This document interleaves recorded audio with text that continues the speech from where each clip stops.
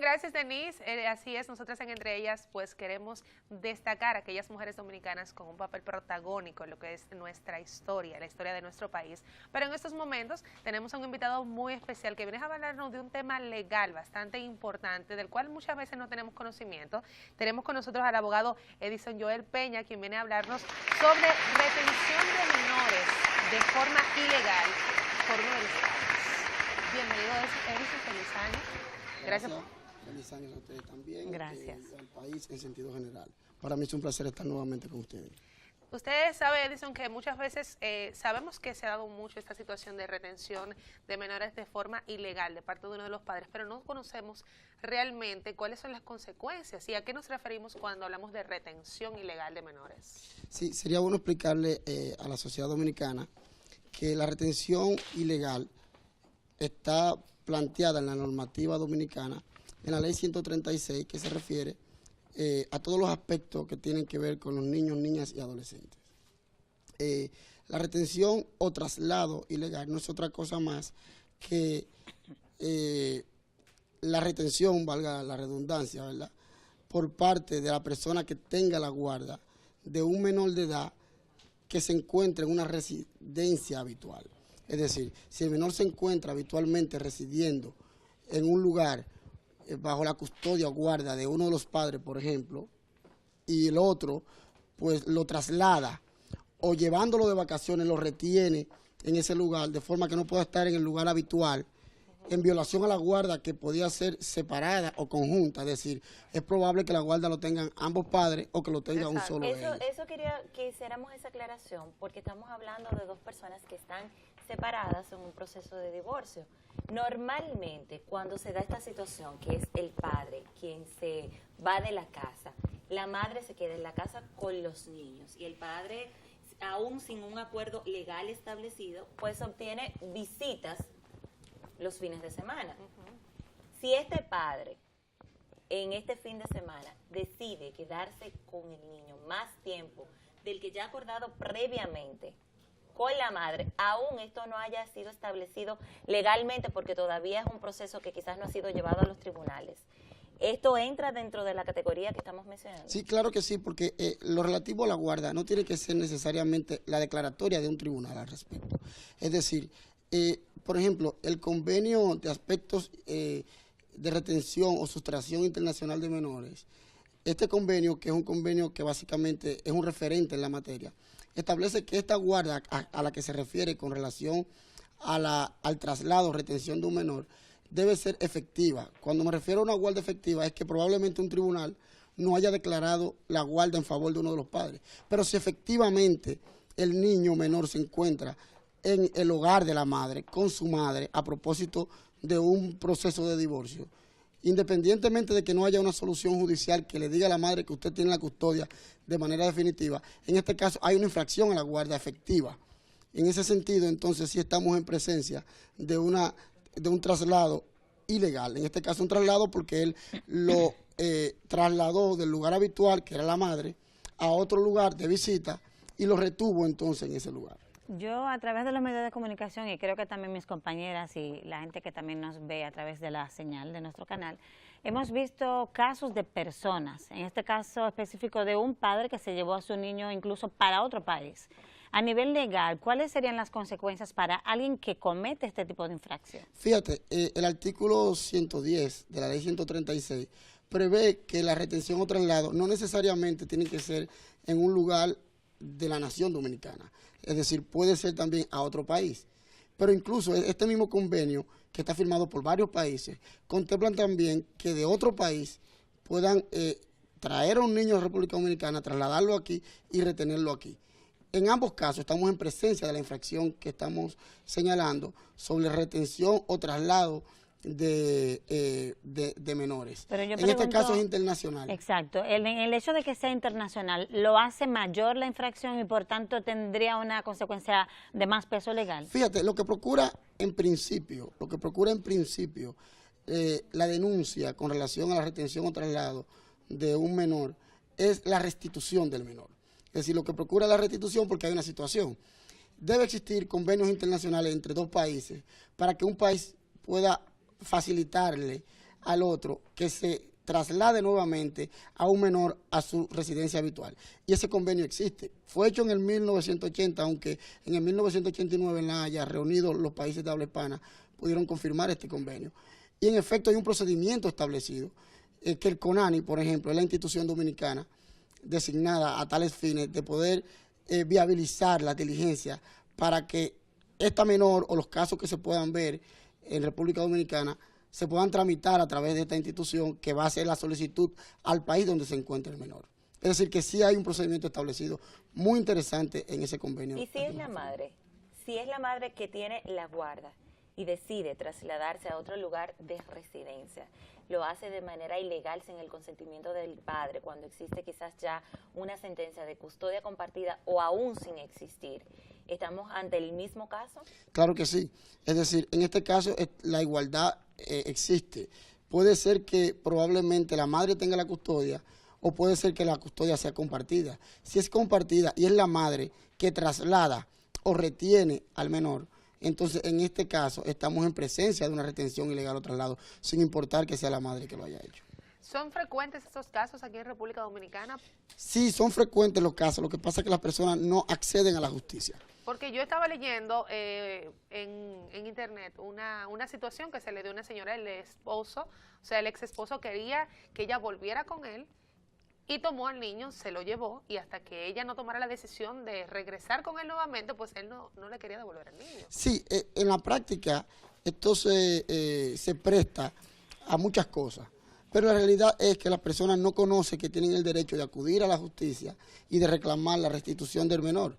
¿Por qué? Bueno, sencillamente porque en principio lo que se prevé es una violación a la guarda, pero que esta violación no es a la guarda que haya dictado un tribunal, sino a la guarda efectiva, como habíamos dicho anteriormente. Es decir, y la guarda efectiva se va a determinar por la residencia habitual del menor.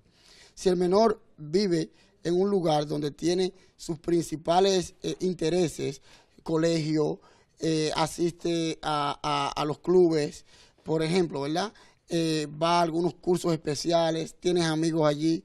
Evidentemente que hay una afectación al menor en el momento en que tú lo trasladas. Psicológicamente. Claro que sí. Entonces lo que prevé el legislador y también este convenio precisamente es evitar ese daño al menor. Hay que aclarar algo, y es que en el caso internacional, aunque la ley no lo prevé, la jurisprudencia entiendo que va a armonizar este criterio, y es que el convenio al que nos estamos refiriendo prevé que después de los 16 años de edad no aplica entonces la solicitud internacional.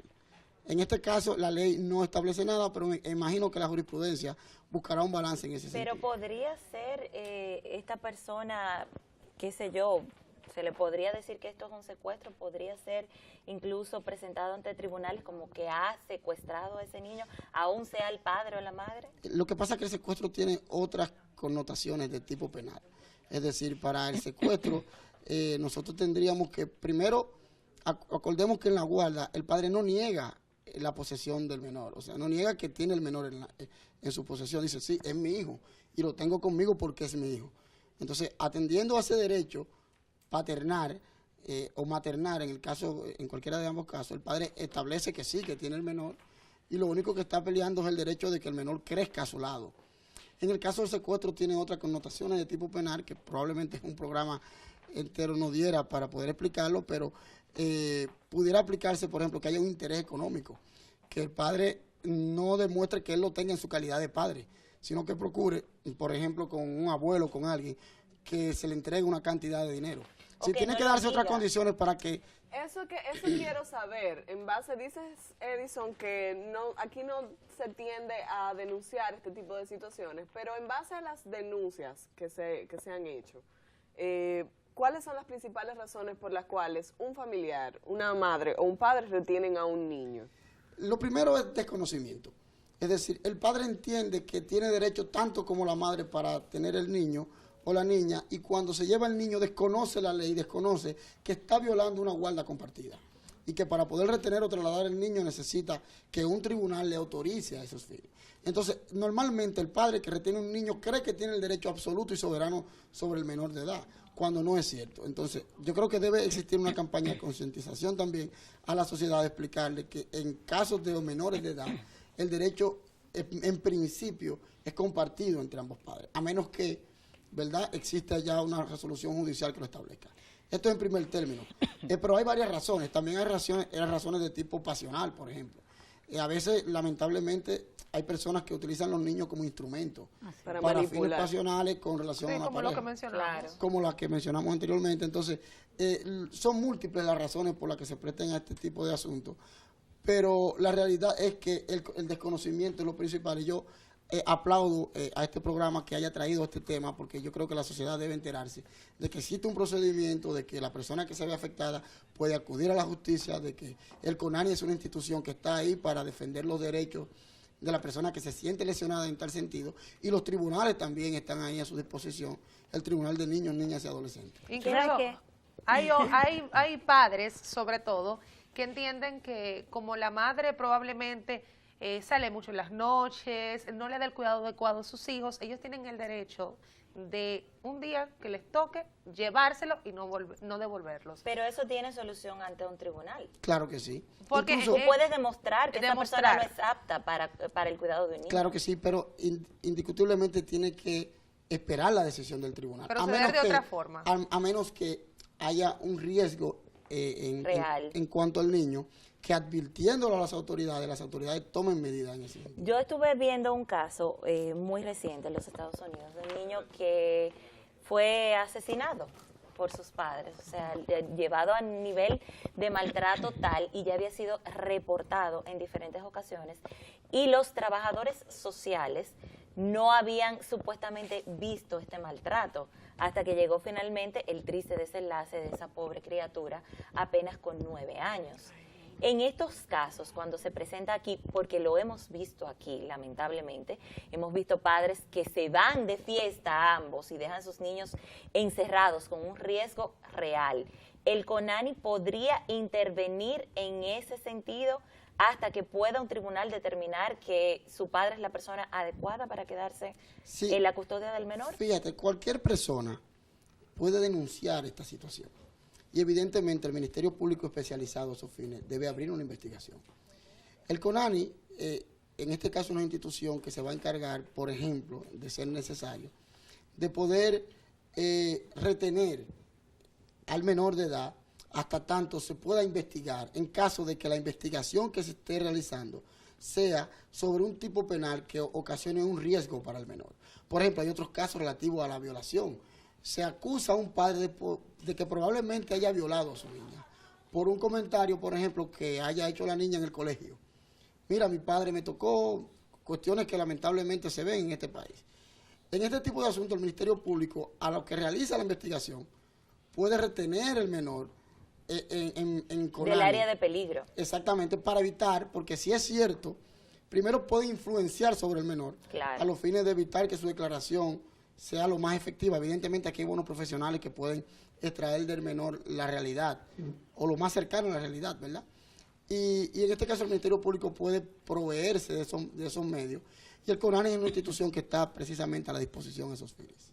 Sabes que ahorita cuando respondías mi pregunta, me quedó algo un poquito inconcluso con respecto a, ¿hay alguna manera, digamos, de que el padre o la madre que haya hecho esto de retención de su hijo, sin el previo proceso normal de conversación y esto y lo otro, puede incluso esa persona llegar a la cárcel? ¿Podría ser una de las consecuencias? Sí, vamos a ver, lo que sucede es que el padre tiene un derecho sobre el niño. La realidad es que este derecho que tiene el padre probablemente no sea el derecho de custodia de preservar el niño. Ahora, si el padre atendió al niño correctamente, lo inscribió en un colegio, lo que trató fue de evitar que el niño se criara con la madre, incluso por un celo del padre, si no hay una lesión sobre el niño que se haya comprobado exactamente a propósito de esa retención, en principio tiene características civiles. Incluso el tribunal apoderado, en este caso, es el tribunal civil para los fines de niños, niñas y adolescentes. Es la sala civil, la Cámara Civil, en este sentido. ¿Qué pasa en el caso cuando es un padre ausente. Es un padre que simplemente engendró ese niño, en ocasiones llegan a declararlo, en otras ocasiones ni siquiera eso. La madre tiene guardia y custodia total, ese padre nunca ha dado señales de vida. No existe. No existe prácticamente, exacto. ¿Qué hacemos en ese caso cuando esta persona aparece de la nada a reclamar derechos o la madre, por ejemplo, tiene la oportunidad o quiere irse a residir fuera de lo que es su país de origen, a otro lugar?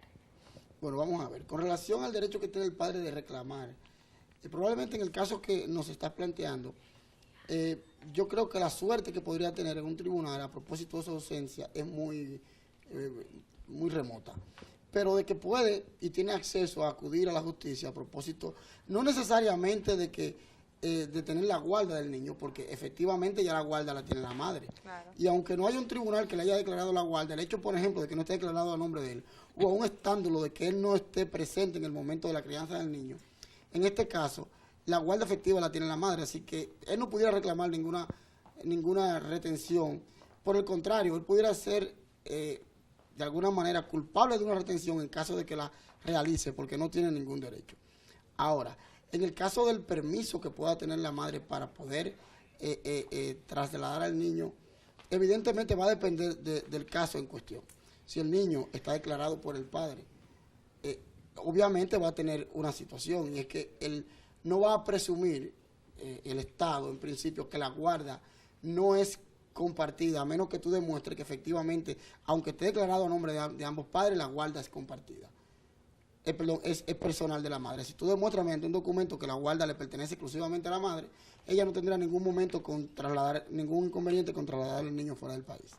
Ahora, si tú no puedes demostrarlo, la presunción es que en principio es compartida, entonces ahí puede sobrevenir una situación para que tú reclames la guarda. O sea, tú tendrías que demostrar que esa persona es ausente en la vida de ese niño.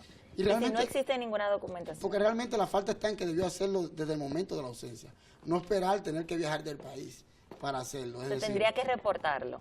Exactamente, o tendría que, de alguna manera, porque lo que no se puede es presumir, porque lo que usted me está planteando es un caso real, pero también pudiera ser una excusa para una persona. Una persona puede decir, mira, el padre se ausentó cuando no lo es. Entonces la autoridad no puede presumir.